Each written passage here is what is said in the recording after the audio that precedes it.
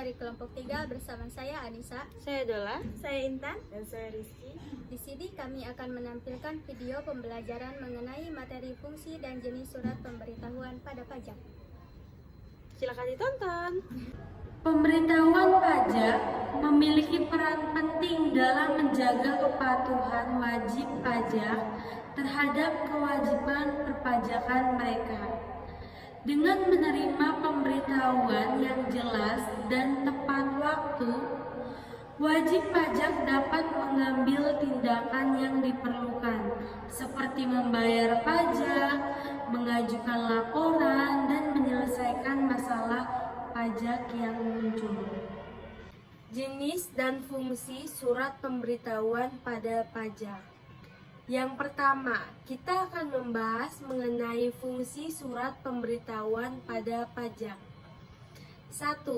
Pemberitahuan kewajiban pajak.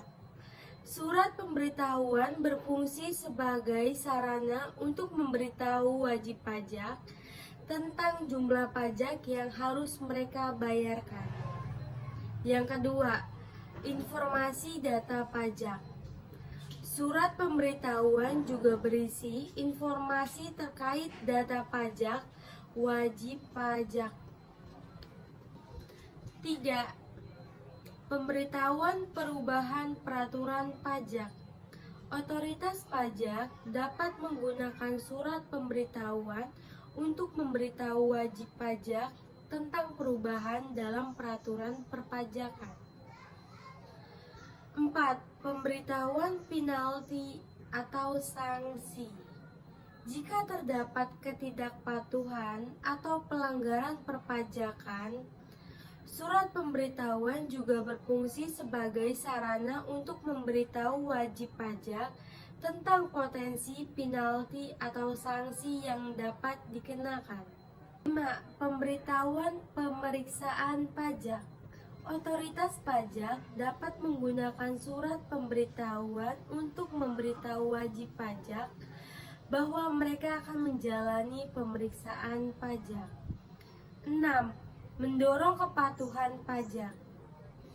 Dengan memberi pemberitahuan secara resmi, surat ini dapat berperan sebagai instrumen untuk mendorong wajib pajak agar patuh terhadap peraturan perpajakan.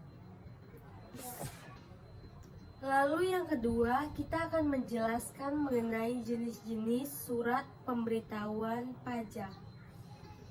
Yang pertama, surat pemberitahuan pajak tahunan atau biasa disebut SPT tahunan. Digunakan untuk memberitahukan kepada wajib pajak mengenai kewajiban perpajakan mereka selama 1 tahun pajak. Yang kedua, surat pemberitahuan pajak penghasilan atau biasa disebut SPT PPH. Fokus pada pendapatan wajib pajak dan kewajiban pajak penghasilan yang harus mereka bayarkan. Ketiga, surat pemberitahuan pajak pertambahan nilai atau SPT PPN. Berkaitan dengan pajak pertambahan nilai atau PPN dan digunakan untuk melaporkan penjualan atau pemasukan yang dikenakan PPN. Yang keempat, surat pemberitahuan pajak berkendara motor. Digunakan untuk memberitahu wajib pajak tentang kewajiban membayar pajak kendaraan bermotor. Yang kelima, surat pemberitahuan pajak bea masuk dan pajak pertambahan nilai atau PBB P2. Dikeluarkan untuk memberitahu importir atau eksportir mengenai kewajiban pembayaran bea masuk dan PPN terkait dengan impor atau ekspor barang. Yang keenam, surat pemberitahuan keterlambatan pembayaran pajak. Dikeluarkan jika wajib pajak tidak membayar pajak sesuai yang telah ditetapkan. Yang ketujuh, surat pemberitahuan perubahan data wajib pajak. digunakan untuk memberitahu perubahan data seperti alamat, jenis usaha, atau informasi yang dapat mempengaruhi proses perpajakan. Yang kedelapan, surat pemberitahuan hasil pemeriksaan atau SPHP dikeluarkan setelah dilakukan pemeriksaan oleh otoritas pajak terhadap laporan atau dokumen perpajakan wajib pajak. Kesimpulan dari fungsi dan jenis pemberitahuan pada pajak adalah bahwa pemberitahuan pajak memiliki peran penting dalam proses perpajakan. Fungsi utama pemberitahuan pajak adalah memberikan informasi kepada wajib pajak mengenai kewajiban perpajakan mereka.